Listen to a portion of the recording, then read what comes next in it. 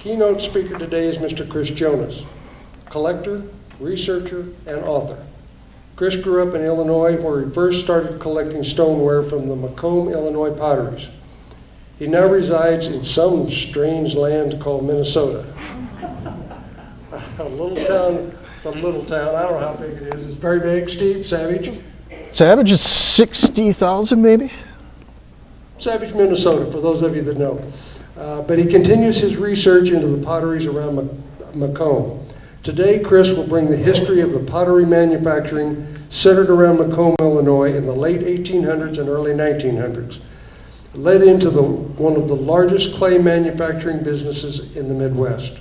Some of the early companies like Cleveland and Stouffer, Stouffer and Albert, J. Stouffer and Son, A.W. Eddy and Company, J.M. Forrest and Company, J.S. Patterson and Company, Eagle Pottery, Macomb Pottery, Western Stoneware, Peck & Sons, and Buckeye Pottery will be covered in chronological order of manufacturing. Chris has just published his new book, Macomb, Illinois Potteries and Stoneware. This is now the go-to reference for Macomb, Illinois potteries. It is literally an encyclopedia-sized reference filled with color photos. If you haven't seen it, take a look at it. We all collect a little bit of Macomb or Western, and the book is absolutely dynamite. With that, please give a big hand to Chris Jones.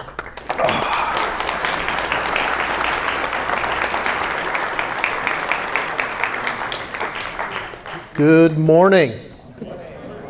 It's a good crowd.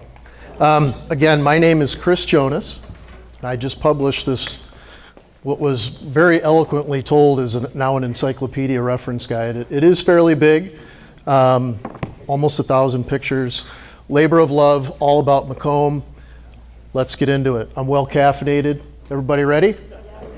All right. My name, Chris Jonas, asterisk. What does that mean? That means I'm not an expert. But Chris, you wrote this huge book. Yes, I did, with the help of literally probably 100 other people, probably more, over the years. So I guess I am the expert because my name's on the book. I don't like being called that though, because I'm always finding new stuff. In fact, today I'm picking up two pieces that are the third known and the second known. They're still being found out there. So that's really, and they're from Macomb, because that's what I do, I think.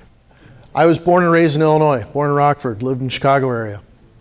I went to Western Illinois University in Macomb. That is my connection. Because Chris, you live in Minnesota and you grew up in Chicago. That's the connection. I also worked in Carthage, Illinois. I've lived in Tennessee, Colchester. I think you probably know some of those names from potteries. I started collecting in 1990. I've almost always been doing it. I've been doing this for a long time, and I finally downloaded it. COVID gave me that opportunity to basically just say everything in here goes into there, and I hope everybody likes it that's seen it.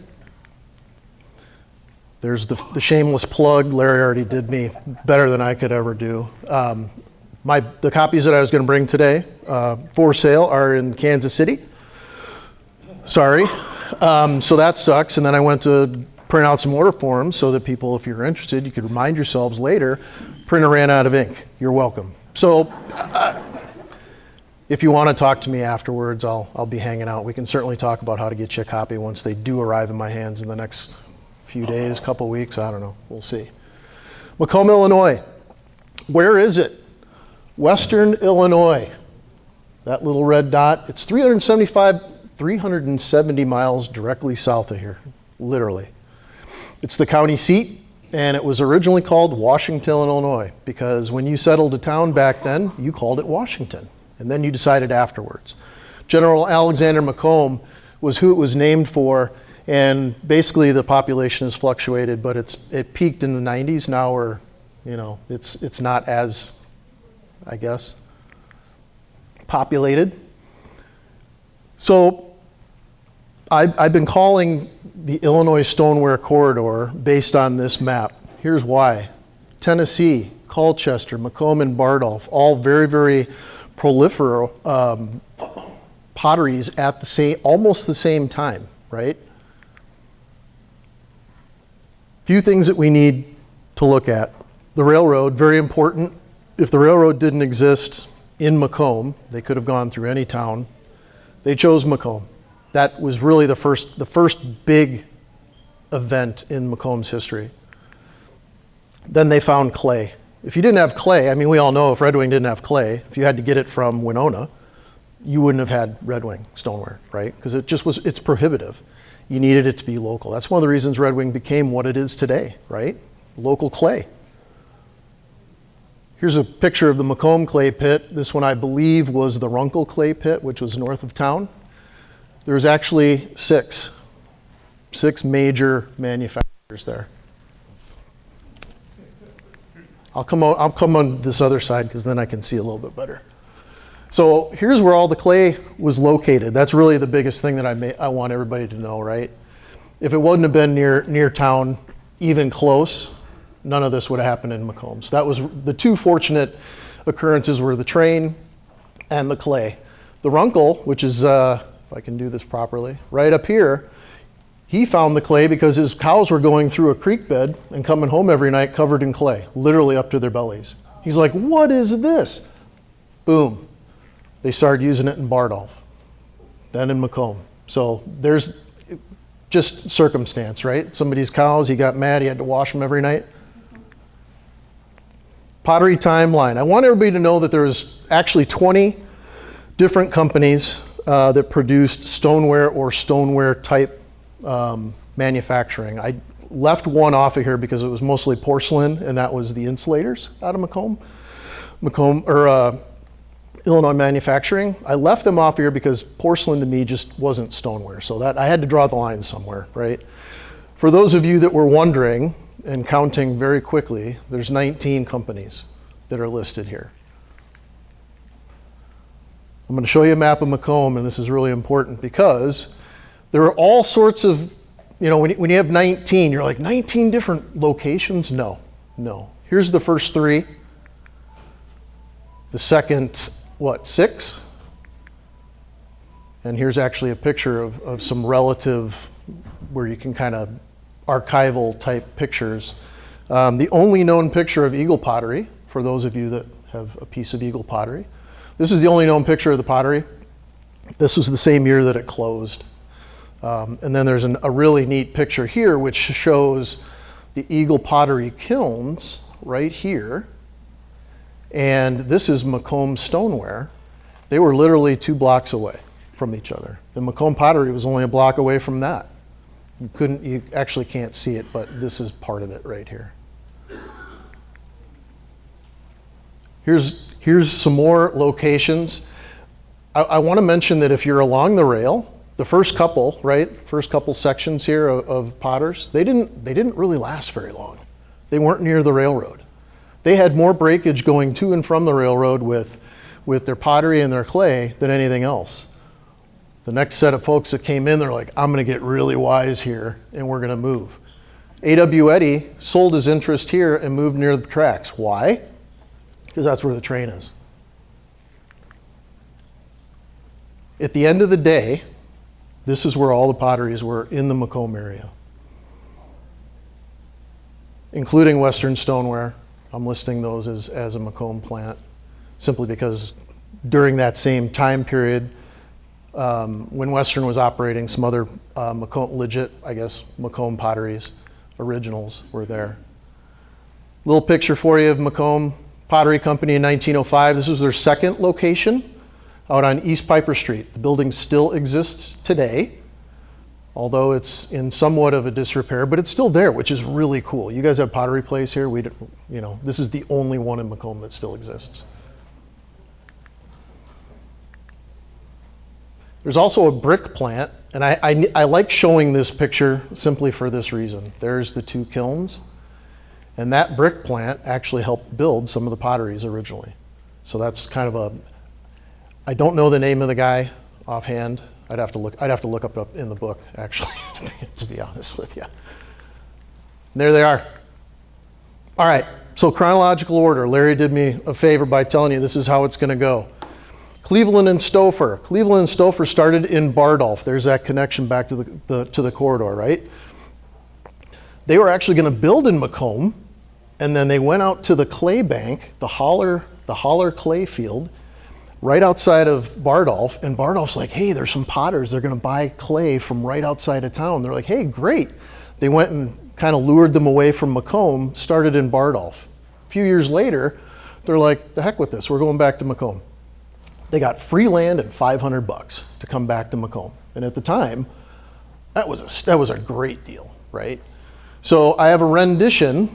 This is my artist rendition of what a Cleveland and Stouffer piece might look like. There are no known examples to date, just to be clear. If you've got one, call me.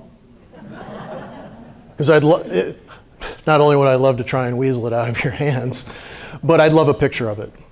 And I think you'll see as we keep on going that I'm probably pretty much on the money with how that logo would have looked based on everybody that came after them. These were the originals. I'm only making a huge assumption that everybody else kind of followed suit. So that's why I have this rendition. Stouffer and Albert, only one of these that I know of. I've heard there's a second, not confirmed.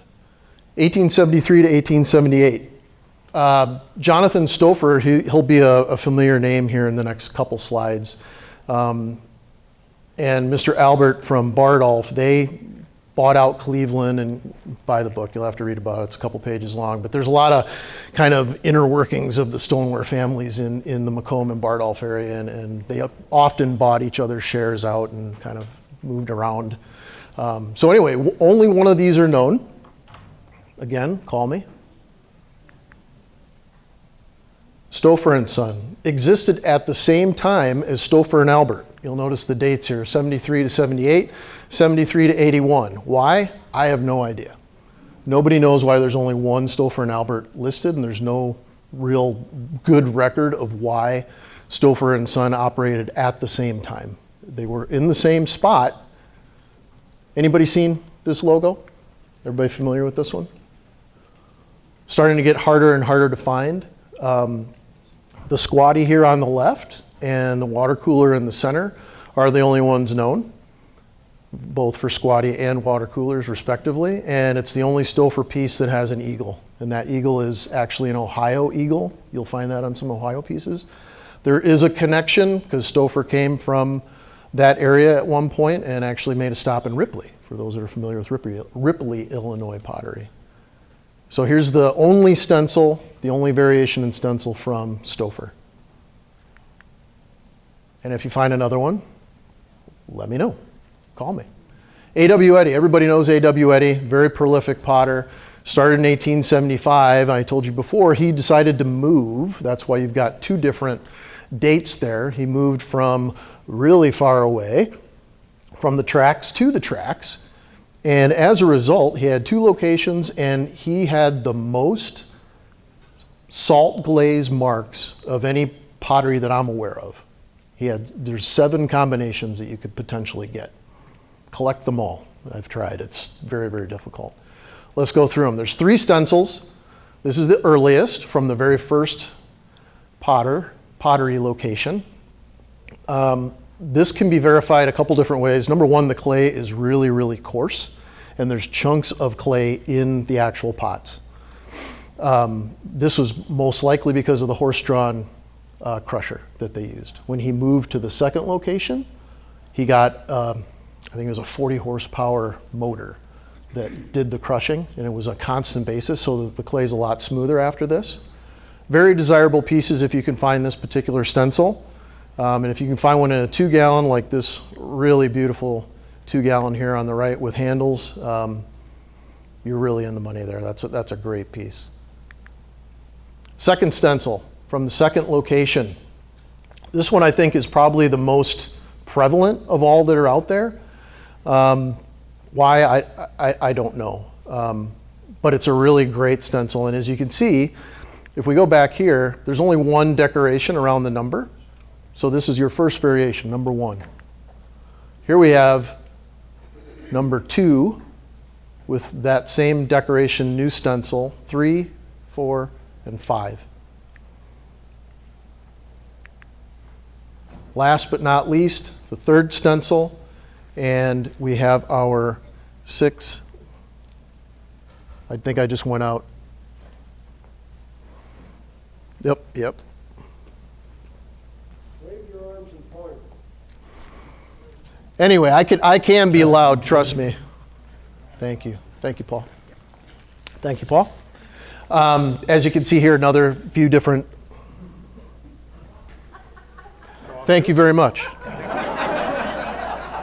Usually you guys put music up when you're supposed to leave the stage, right? Can you guys hear me? Yeah. Good, we're going to keep on rolling. Next company, J. Forrest and Company. J.M. Forrest was a partner with A.W. Eddy.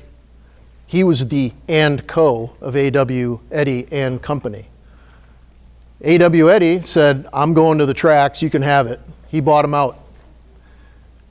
So J.M. Forrest existed for literally a year and a half, roughly. He became a very, very wealthy man at the pottery business, but before then he was like a pretty prolific farmer just north of town in Scioto. And he also owned the very first variety store in Macomb, which was super cool because they also had auctions. And this was literally in between the newspaper, right on. Literally between the newspaper, the Macomb Journal, and the bank, Citizens National Bank. So he had a prime location to have his store because everybody was coming in to get the paper, to put it, pay the paper, put in ads, whatever, always to the bank, right? It's pretty neat. He was kind of like the first five and dime. He was not a general store. He was a variety store. It was very plainly put that way in the newspaper at the time. I don't know what the distinction is, but he was a variety store. J.S. Patterson was the and co with J.M. Forrest. You can kind of see a pattern here, right? If you're the junior partner, you're the and co. And when you get sold the business, you get to put your name on the Crocs. As a result, J.S. Patterson and Company existed. Mr. Falkenthal actually came in as a partner at the same time, but there are no known pieces marked. And depending on which newspaper and the time that you look at, you will see this particular pottery known as Patterson and Falkenthal, almost never as the Patterson pottery. Just part of the research, I guess. But Joseph Patterson, here's a really cool connection. He was actually married to J.M. Forrest's older daughter. So it was all kind of in the family. There's only, I know of 4 of these. This one being probably the nicest of all of them. There's 2 5-gallon, a 10, and an 8 that I'm aware of right now. Again, call me. Seriously, I'm really looking for one of these. So if you find one, let me know. It's a hole right now in my collection. Eagle Pottery.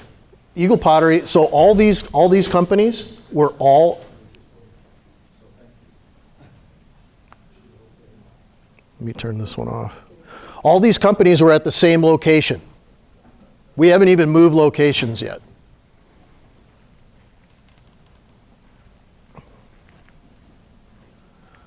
Two distinctions here. Hopefully that'll work. We'll see. Right on. Eagle Pottery, I'm going to split Eagle Pottery into two parts. And here's the reason why. There was different ownerships, and as a result, they named them different things and had different stencils. Eagle Pottery Company with the eagle, which everybody loves to see, and this is one of the most complete versions that I've found. I actually have one that's maybe a little bit more complete, but I like this picture better. To find a good eagle is pretty rare. And those of you that have had them or seen them around, they're not very good. I mean, the stencils are usually not very good. So if you find one, keep it. It's worth gold. I mean, it's so hard to find a really complete stencil. So this particular went for not quite, 11 years or so, and then it got sold. So we're just going to continue to sell to other people. Patterson sold out to Asher Blount in 1881. They revamped it in 1882, reopened. There you go. Later on, it was sold again to Mr. Charles Chandler, who was a real estate magnate in the area. He literally owned thousands of acres surrounding Macomb. He owned everything.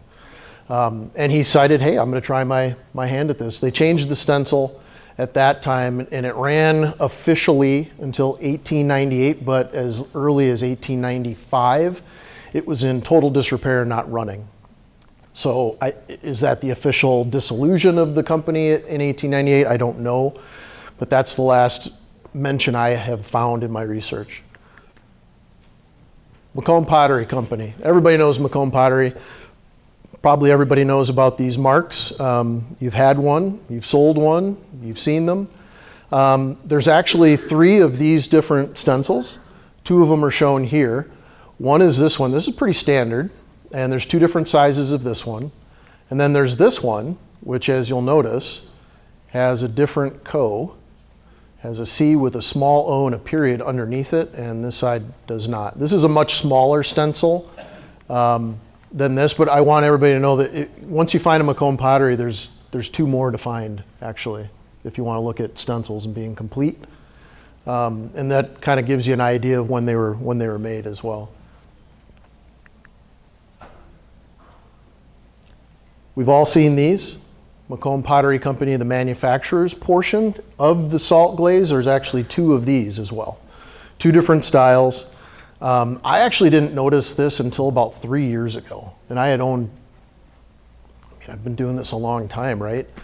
And I don't know why it hit me, but I saw this one for sale, and I noticed that the round was really tight, and this one's really open. So you can see that the doodles are different, and this radius is just a lot tighter. Small thing, I know, but it is definitely a different marking. Started in 1882, same location. A.W. Eddy actually sold his second location, and this was reincorporated when he sold it. Again, that theme of people kind of making their money and getting out. Bristol glaze. We're kind of getting into that 1897 time frame when Bristol glaze was known to have started in Macomb, with test firings both by Macomb Pottery Company, Buckeye Pottery, and Macomb Stoneware in the same year.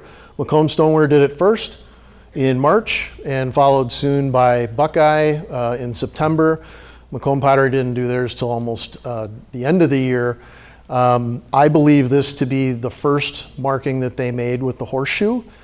As you can see, it's very, very fancy. There's 1 of these known, and it is this 2-gallon. And as an anecdotal piece of evidence, I passed on it about 25 years ago. I'll find another one. Right? Everybody knows that story. You'll find another one. No, you won't. And now I know who has it, so maybe I can, put it in my purse when I'm over for dinner or something. But very, very fancy. It says USA and made right in here. I don't know if you guys can see that from the back. Very, very cool mark.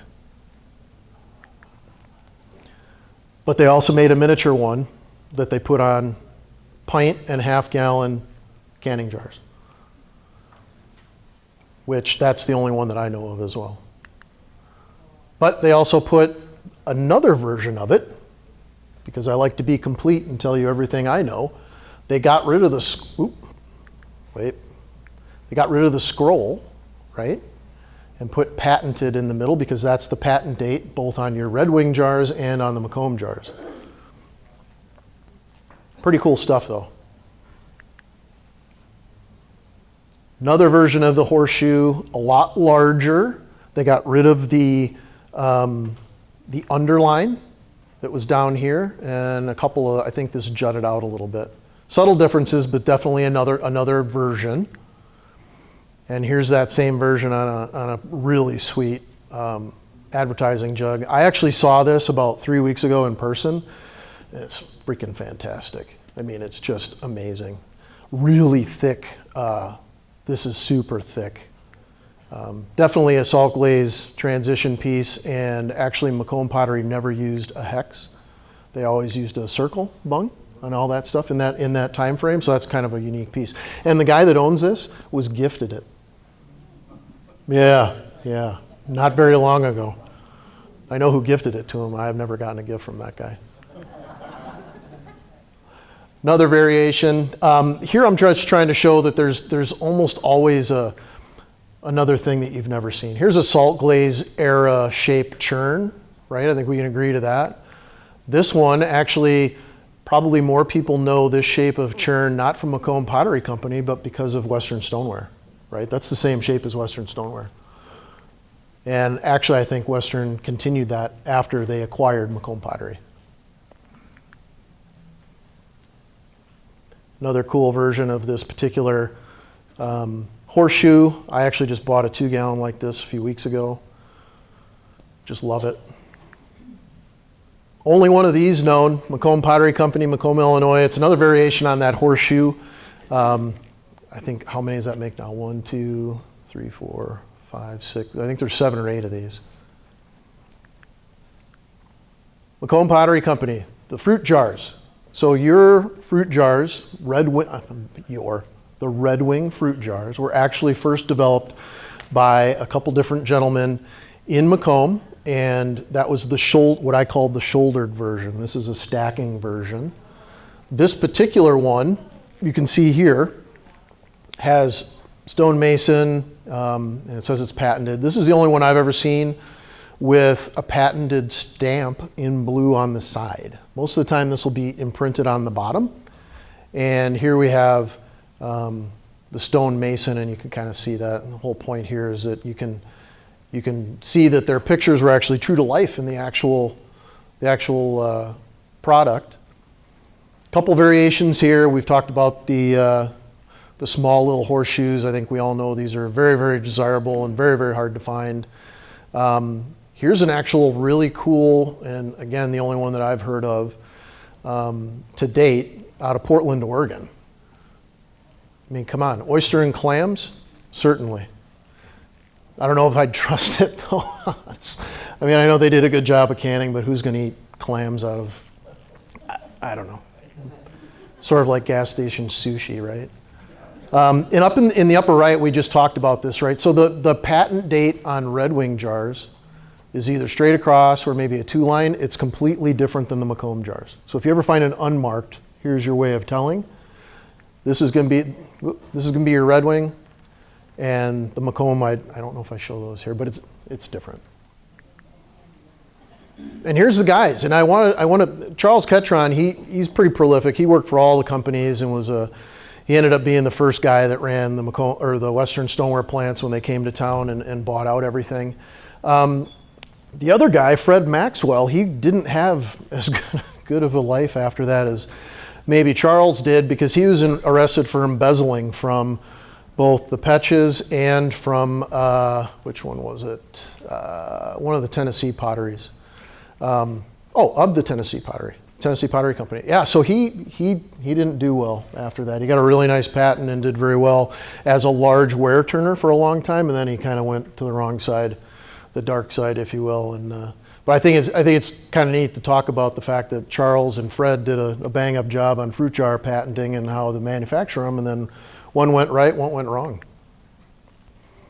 Animals, Macomb Pottery Company animals, pigs, sheep, cows, dogs, and monkeys, because why not, right? The monkeys, actually I saw a brown one a couple weeks ago.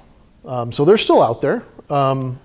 I would say the olive or the blue and white are probably obviously the most desirable, but there's white, and I've called this olive for a long time. Cows, many different cows. Sheep, really cool to find. They're actually very, very beautiful, and you can see they're about the same size as the cow. That dog's a one-off, and it's got little pups. Fantastic piece. Macomb Pottery became Western Stoneware plant number 4. And this was located on West Piper Street. And what's really wild is that Macomb Pottery in 1905, literally about 7 months before Western Stoneware took over, they completely revamped their plant and built a brand new one. Western's like, right on, we're gonna go get it. And they did. And they had a brand new plant right on the rail line. Here's a few pieces. This 4-gallon jug is one of my favorites because it's a 4-gallon plant 4. That's in my collection. Of course, there's a couple others here that You know, anybody would love to have a double stamp. That's the only one that I know of. And then there's several of the water coolers running around. Same year that Macomb Pottery started, Mr. Pesh decided he was going to start pottery. He worked for A.W. Eddy as a ware turner in 1881, and he came from a long line of potters. His father, Joseph Pesh, was the precursor. Mr. Washington was actually, who's shown here, he was in town ware turning for A.W. Eddy, called his dad, who was part of the Atwater pottery in Atwater, Ohio, and said, hey, clay deposits, it's booming here. There's all these potteries being built. Let's get in on it. Moved his entire family. Washington's brother, sisters, mother, and father came. He was building the plant before they even got there. They opened it up, and it ran very, very well under J. Pesh and Sons until Joseph Pesh died in 1990. Now, interchangeably, Buckeye and Pesh were actually known as both the Buckeye and Pesh and Sons. So no real distinction other than the father died. And then they started using Buckeye pottery. There you go. So this, I told this when we were in the midwinter, and I just get a kick out of this. So this is Washington. He was a very prolific individual, very much an entrepreneur, very much a go-getter type guy.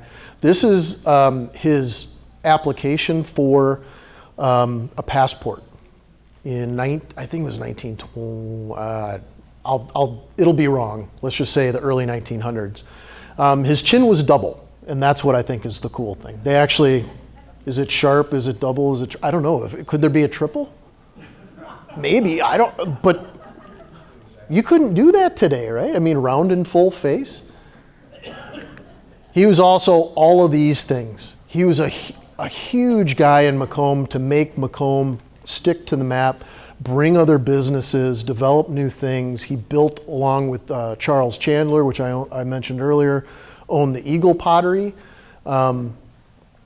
He owned the first car dealership. We'll look at that here in a second. And he was also arrested for child labor in 1901. Him and the cigar guy right next door got busted for having child labor. But I think we all know, or if we don't know, here's a truth bomb for you. The ware turners, they had a kid usually that was balling the clay for them. They would put the handles on. They'd smooth out the stuff. They hired a kid to work for them. They didn't work for the pottery.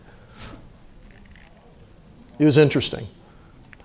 That was $408 today, by the way, which he gladly paid. And here he is with his car. Our round-faced friend is right here, and he's pulling his new Winton car up to the front of the Normal School, which is the Teachers College in Macomb, which still exists today as Western Illinois University. And that building is known as Sherman Hall. Pesh and Sons, let's get to the marks because everybody likes this stuff. Earliest mark from Pesh and Sons.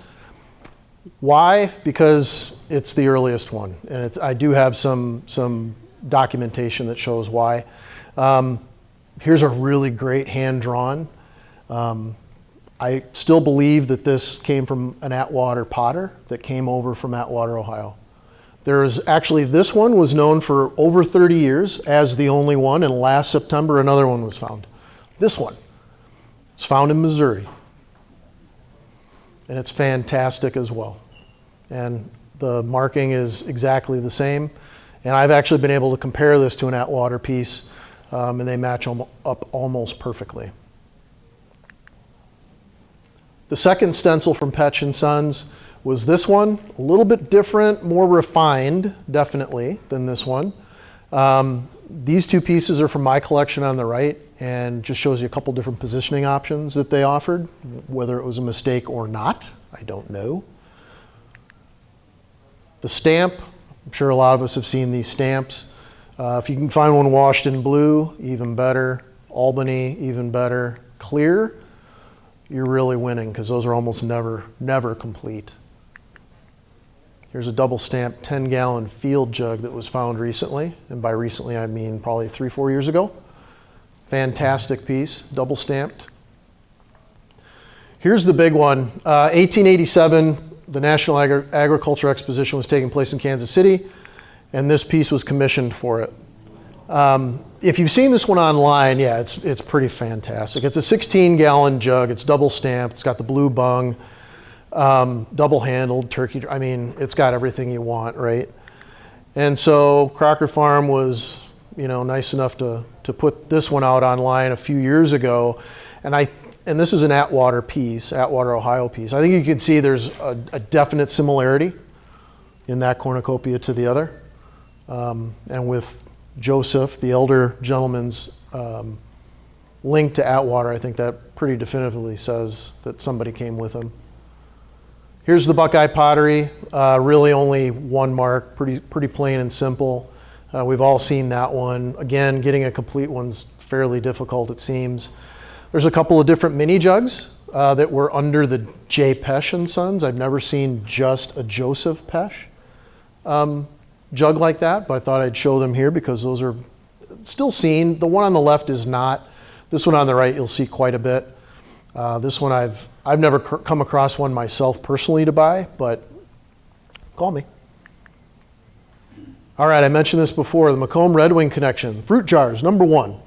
Number 2, Frank Pesch, who is the brother of Washington, who we had the picture of before. He actually left Macomb, went up to North Star in 1894 and was their superintendent. Times got tough. 1895, 6 to 8 months later, he came back. He came home. He resigned his position in Red Wing. It was a short stint, but seemed like it was probably pretty productive because he came back and started working as the general manager of the Galesburg Pottery Company in Galesburg, Illinois, just north of Macomb. Buckeye, this is going to be fast and furious, or the music will start. 60 years in total, they had over 20 markings for Bristol glaze alone. Shout out if you've seen these. Here's the oval, which was one of the first. I know that because of this piece here, which is kind of my my missing link with the salt glaze era wreath. There's actually a 12-gallon for sale at the pottery showroom, street sales. The stag, everybody loves a stag, right? Who's got a stag? No? Oh, you guys are missing out. Awesome, awesome mark. The best one that Buckeye made, in my opinion. And if you can't see it, there's actually an eye right here, a bloodshot eye. If you kind of take this, so the buck eye. Yeah, you guys didn't see that before? Oh, come on, come on. Get one, they're great. I mean, this is really a fantastic mark. Most of them are really not clear. There's a few, like this one over here, where you can see kind of the outline of the stag face. Most of them are just blank. Manufactured by Circle. I've been able to document that there are several different kinds. In fact, there are 3. Here's a few pieces. A Squatty, a 1-gallon churn, which is I just saw a few weeks ago as well. That's a fantastic piece. Blue and black. Star circles, why? Because there's little stars right here. It comes with and without, and you can also get block or open font. Another variation on that, I've called this one the standard circle because I've seen it more often than most. It's very similar to Whitehall Pottery Works, if anybody has a Whitehall circle piece. Very, very similar. 2 different sizes, 1 color.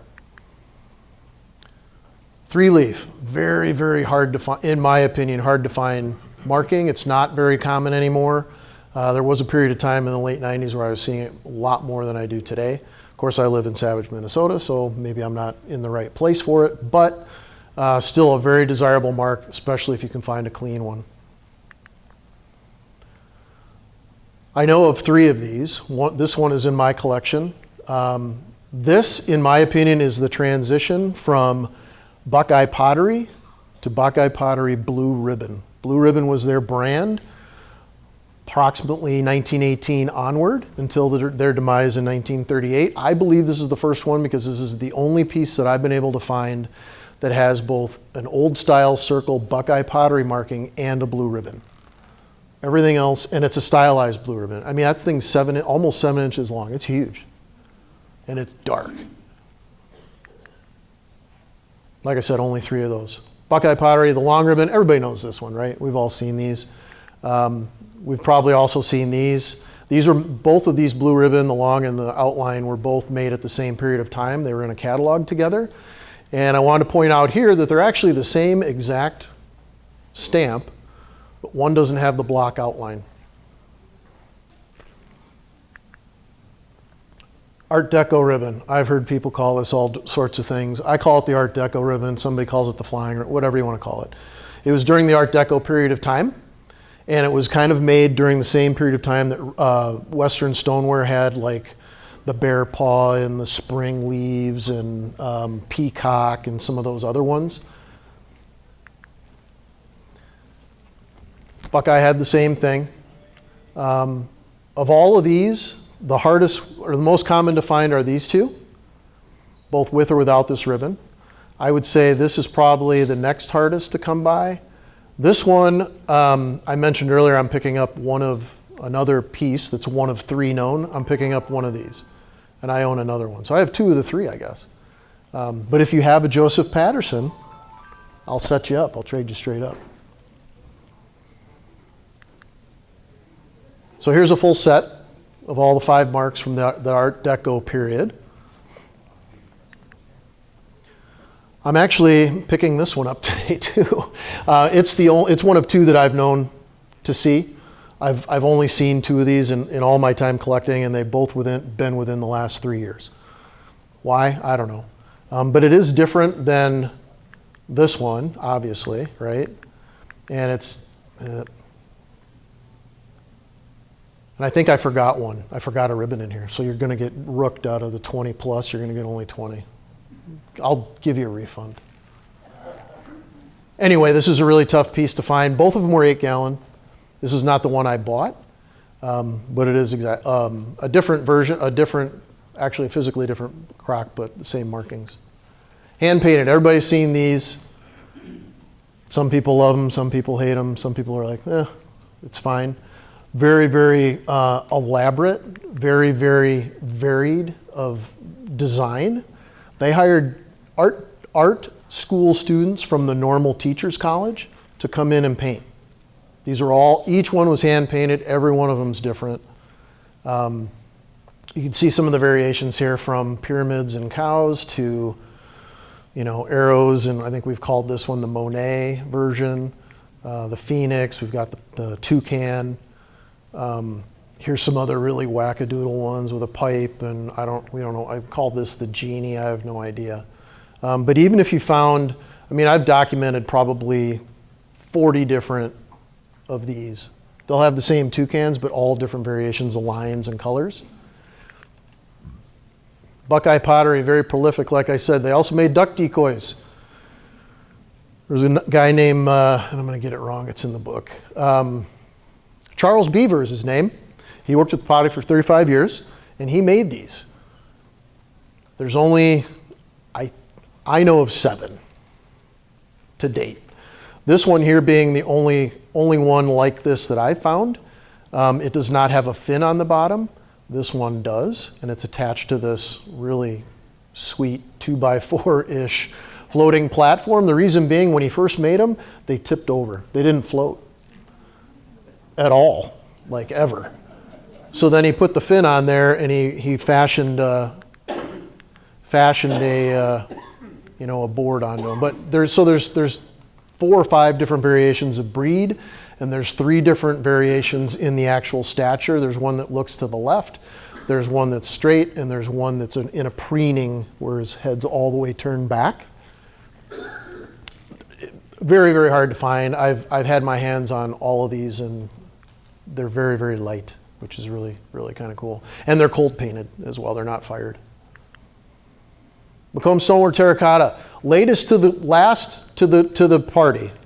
And this was a couple people that had bought out the Eagle Pottery earlier, Mr. Asher Blount. He was a prolific lumber and general store guy in Macomb for many, many years.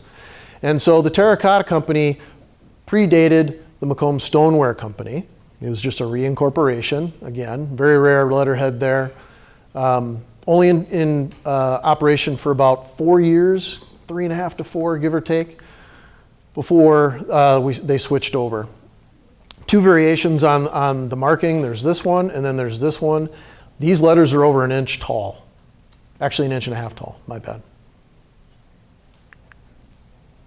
Macomb stoneware and terracotta. I had wondered for years, where terracotta, there has to be something that's terracotta, not stoneware. Well, there's this owl and there's this Macomb Terracotta Company marked frog. Both with the same green glaze, very, very hard to find. The owl is not marked, but that frog is the only one that I've been aware of over the years. Again, Macomb Stoneware Company came after that. I used to fall over a log and find 3 of these when I lived in Illinois, and I'll tell you, it's been tough, in my opinion, to find a legit Macomb stoneware piece. The TCs, find those all the time. Buckeye, very prolific. Macomb pottery had quite a few different variations on their single horseshoe. This is it for Macomb stoneware. I don't know why they didn't get the, some of the ingenuity or the artistic flair to have a better marking. But there's 2 different versions. There's a 2-digit version, which has a smaller Macomb, Illinois font here than the single-digit version. And as well, the Macomb stoneware wraps around a little bit more on these. They were the largest pottery in Macomb by far. They produced more gallons, more kilns worth by far than probably most of the other ones combined. Just not very imaginative, and the thought is that probably 80% of their pieces were unmarked. Now there's advertising was very big with Macomb stoneware. Here's a really particularly great piece out of Peoria. Saw this one a couple weeks ago in person as well. And the banks, 35, 40 different bank advertising variations between Nebraska, Iowa, Illinois, I think that's it, Missouri. Very few have the original sticker on the bottom. And this bank, Macomb or the Union National Bank, that's the only advertising out of Macomb that's known. Not from Macomb Potteries, but that says Macomb on it, just to be clear. Plant 3 is what Macomb stoneware became. It was right downtown. I showed you before, A.W. Eddy was only two blocks away, right? It burned to the ground in 1913. A couple people died in it. They never built it again. It's always been thought that plant-numbered Western stoneware were only marked that way for a few months, maybe as many as 6. And that was mostly to keep track of deliveries and orders and quality. Dragonflies out of Macomb. They did these in Monmouth as well. These are Macomb. Fantastic pieces. Everybody, I mean, you've seen these. If you like Red Wing hand decorated, you're going to love this, right? So, in saying that, every once in a while something comes along. I mentioned Monmouth did them too. So this is a Macomb piece. This is a bottom marked Macomb piece, and this is a Macomb piece, right? You'd think. The rims are different. Macomb did make some pieces like that. Unfortunately, it's Monmouth. So you just never know. I own that piece simply because I think it's cool that it's got a Macomb-ish marking and it's marked on the bottom as Monmouth. It's probably Monmouth, but at the same time, during that period of time, all the potteries in Macomb shared a central ordering system. So if somebody couldn't make it because they had other things that they were making at the time, they'd give it to another potter. Could have gone the other way back to Monmouth. Oop. All right, let's get into sewer tile real quick because this is the last era of Macomb. Macomb Tile and Sewer Pipe Company. If you've been to Macomb, where the Hardee's is right now on the west side of town on West Jackson Street, is right where this sits, right, or used to sit along the tracks. So the tile and sewer pipe also made bricks. This is out of my collection, one of my favorite pieces, because it came from a sidewalk in Macomb. I happened to be running by and the worker gave it to me, and that's the only gift I've ever, well, that's not true, I've gotten a couple others, but that's the most memorable, I think. And Macomb Tile and Sewer Pipe Company, typical stamps that you see on sewer pipe wares.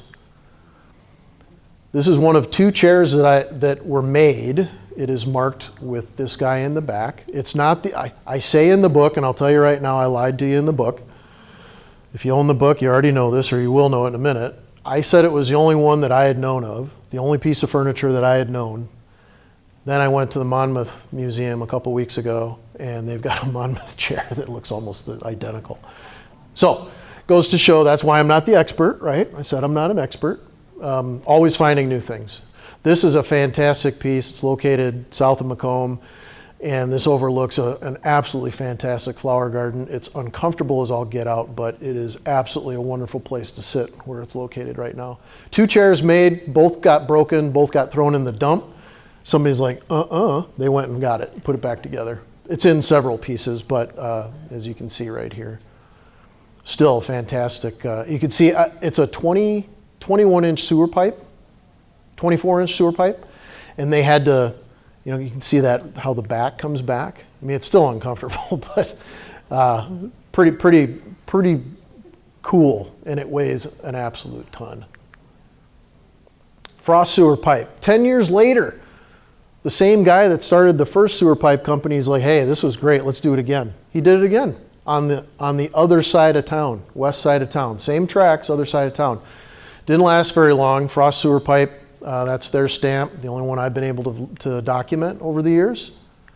Why? Because in 1899, Walter Simpson Dickey Clay, who already had 15, 16 sewer pipe and clay plants around the United States and Mexico, bought these two.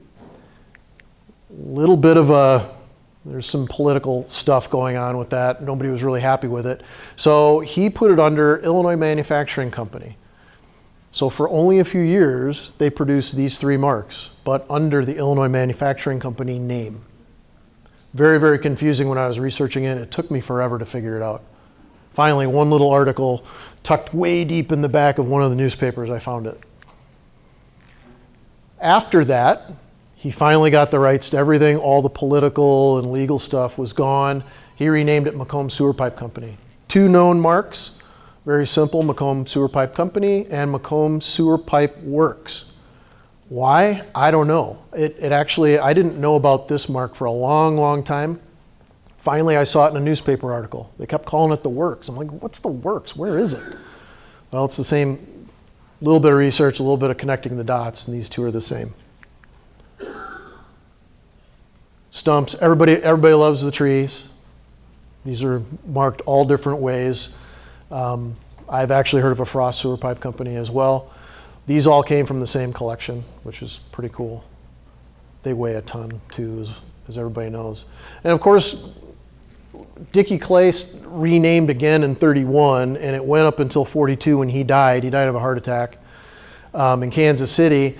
But during that time, these little whimsical things were made to help advertise sewer pipe. Now, he also went to all the shows in Chicago, St. Louis, you name it, he went there. But probably the biggest one is the Dickey silo. Everybody knows the Dickey silo because they actually made a full-size version of it. But they had pigs, shoes, both with and without laces, several different dogs and ashtrays. There's a shoe that on the previous slide that was made into a flask because, it's a shoe, so let's make it and let's drink out of it. These are all chimney topper salesman samples. I could write a book probably on just on the Dickey Clay and all the stuff that they made. And there's a lot more in the book, but these are some of the fun ones. This one's actually a naked lady's butt on the back of this plaque. It's a wall plaque, side marked Dickey Clay. Kind of a fun one. I've only seen a couple. Right? Yeah, because it's always against the wall anyway, right? I mean, it's a wall hanging. Yeah. Anyway. Thank you very much, everybody.